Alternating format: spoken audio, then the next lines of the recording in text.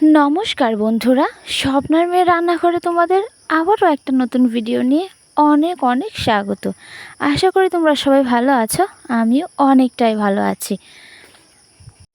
আজকে আমি রান্না করব ফ্রায়েড রাইস আর মুরগির মাংস। তো ফ্রায়েড রাইস রান্না করার জন্য আমি কিন্তু অনেক কিছুই নিয়ে নিয়েছি, আর আজকে আমি রান্না করব আমার বোনেদের আবদারে।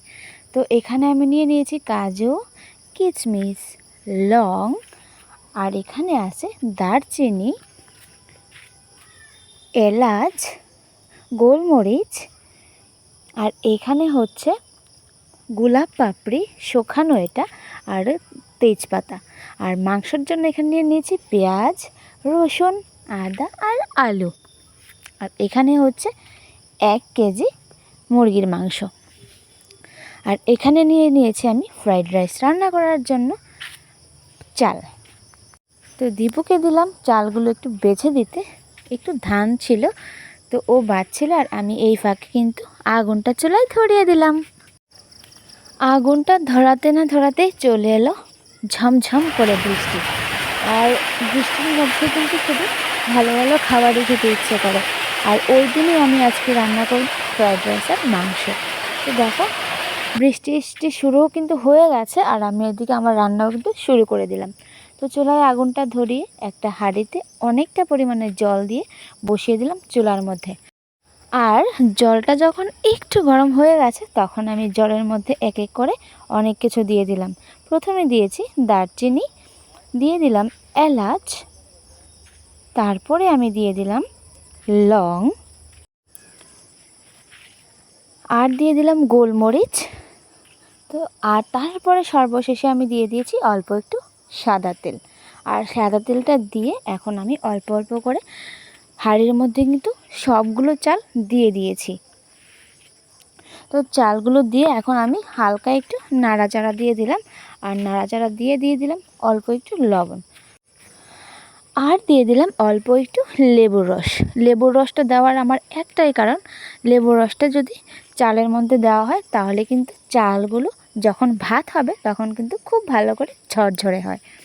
তো চালটা কিন্তু হাফ হয়ে গেছে, আমি কিন্তু বেশি করে সেদ্ধ করলাম না, একটু কম করে সেদ্ধ করে ভাতের হাঁড়িটাকে নামিয়ে নিয়েছি। নামিয়ে ভাতের ফ্যানটাকে ভালোভাবে ঝরিয়ে এখন আমি একটা বড় বাটির মধ্যে সবগুলো ভাত ছড়িয়ে দিয়েছি, কারণ ঠান্ডা হলে কিন্তু ভাতটা ঝরঝরা হবে, আর ঝরঝরা না হলে ফ্রায়েড রাইস খেতে কিন্তু একদমই ভালো লাগে না। তো তারপরে কিন্তু চুলায় কড়াইটা বসিয়ে দিয়েছি, আর কড়াইয়ের মধ্যে দিয়ে দিলাম একটু সর্ষে তেল, আর সর্ষে তেলটা দিয়ে দিলাম অনেকটা পরিমাণে পেঁয়াজ কুচি। তো পেঁয়াজটাকে আমি অনেকটা টাইমের জন্য নাড়াচাড়া করে পেঁয়াজটাকে একদম কালো কালো করে ভেজে নেব। এরকমভাবেই ভেজে নিলাম যাতে পুড়োও লাগলো না, আর পেঁয়াজটা খুব ভালোভাবে ভাজা হয়ে গেল। তো ওই পেঁয়াজটা যখন ভাজা হয়ে গেছে তখন আমি পেঁয়াজের মধ্যে দিয়ে দিলাম লং, আদা কুচি, তেজপাতা, আর দিয়ে দিলাম গোলাপের পাপড়ি। তো সবগুলো উপকরণ দিয়ে পেঁয়াজের সাথে খুব সুন্দর করে নাড়াচাড়া করে দিয়ে দিলাম কাজু আর কিশমিশ। তো কাজু আর কিশমিশকেও সে একই পরিমাণে নাড়াচাড়া করে কিন্তু ভেজে নিলাম। ভেজে একটা প্লেটের মধ্যে সবগুলো নামিয়ে নিয়েছি। আজকে ফ্রায়েড রাইসটা আমি একটু অন্যরকমভাবে করব। তারপরে কিন্তু কড়াইয়ের মধ্যে দিয়ে দিলাম অনেকটা পরিমাণে ঘি। যারা যারা ঘি পছন্দ করো না বা যাদের শরীরে স্যুট হয় না ঘিটা, তারা কিন্তু সাদা তেল ইউজ করতে পারো। তো আমাদের বাড়িতে সবাই ঘি খেয়ে ভালোবাসে, তাই আমি ঘির পরিমাণটা একটু বেশি করে দিয়ে দিয়েছি। তো ঘিটা দিয়ে ঘির মধ্যে দিয়ে দিলাম অল্প অল্প করে রাইস। তো রাইসটা আমি এখন পুরোটাই কিন্তু ঘির মধ্যে দিয়ে দিলাম, আর ঘির মধ্যে দিয়ে এখন আমি একটু নাড়াচাড়া করে দিয়ে দেব লবণ। তো লবণের পরিমাণটা তোমরা একটু বুঝে শুনে দেবে, কারণ আমি আগেও কিন্তু একটু লবণ দিয়েছিলাম, আর এখন অল্প একটু লবণ আবারও দিয়ে নাড়াচাড়া করে নিলাম।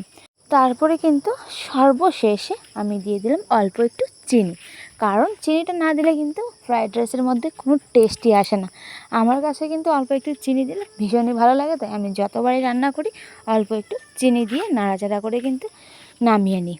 তো দেখো হয়ে গেছে কিন্তু সিম্পলিভাবে ঘরের মধ্যে দারুণভাবে মজা করা একটা খাবার তো যেহেতু বৃষ্টির দিন আর একটু একটু অন্যরকমভাবে ভাতটাকে খেলে কিন্তু ভীষণই ভালো লাগে, তাই আমি একটু অন্যরকমভাবে কিন্তু ফ্রায়েড রাইসটা তৈরি করে নিলাম। আর তারপরে কিন্তু বাটির মধ্যে নামিয়ে ভেজে রাখা যে উপকরণটি আমি ভেজেছিলাম পেঁয়াজের সাথে সবগুলো কিন্তু দিয়ে দিয়েছি, আর দিয়ে দিলাম ওই ভাতের মধ্যে অল্প একটু ঘি ছড়িয়ে। তারপরে কিন্তু বসিয়ে দিলাম মাংস। তো মাংস আমার চ্যানেলে অনেকবারই দেখানো আছে, তাই আমি প্রথম থেকে আর দেখালাম না। আর যদিও বা দেখাতাম তোমরা অবশ্যই বোরিং হয়ে যেতে, কারণ ভিডিওটা এমনিতে অনেকটাই বড় হয়ে গেছে। তো দেখো মাংসটা কিন্তু আমি চটচট করে রান্না করে এখন আমি মাংসটাকে নামিয়ে নেব।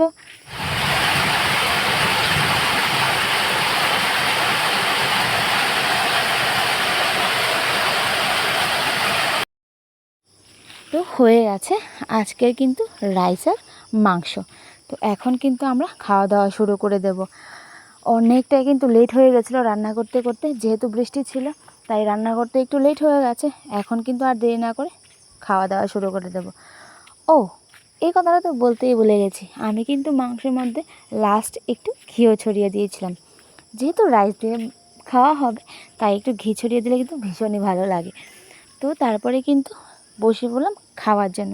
আর খাওয়ার আগে তোমাদেরকে চলো দেখাই আজকের রান্নাটার ডেকোরেশনটা কিভাবে করলাম। তো তোমাদের কীরকম লেগেছে সব কিছু মিলিয়ে আমাকে কিন্তু অবশ্যই জানিও। তোমাদের কমেন্টের আশায় আমি থাকি। আর যারা যারা আমাকে কমেন্ট করো তাদেরকে আমার মন থেকে অনেক ধন্যবাদ।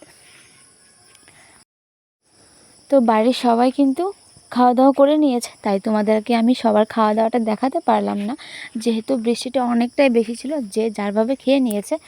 তো আমি আর আমার ছোট বোন আমরা এখন খেতে বসবো। তো তো এই যে দেখো আমি কিন্তু তোমাদের ডেকোরেশনটা দেখাতে দেখাতে ও কিন্তু ওর প্লেট খালি করে দিয়েছে। তো এদিকে ও খেয়ে নিয়েছে আর আমি এখন খাওয়া শুরু করে দেব। তো আজকের জন্য এখানেই বিদায় নিচ্ছি। সবাই ভালো থাকো, সুস্থ থাকো, আর আমার ভিডিও দেখতে থাকো। আর যারা যারা আমার চ্যানেল নতুন আছো তারা প্লিজ আমার চ্যানেলটাকে সাবস্ক্রাইব করে দিও আর আমার পাশে থেকো। Tata, bye bye.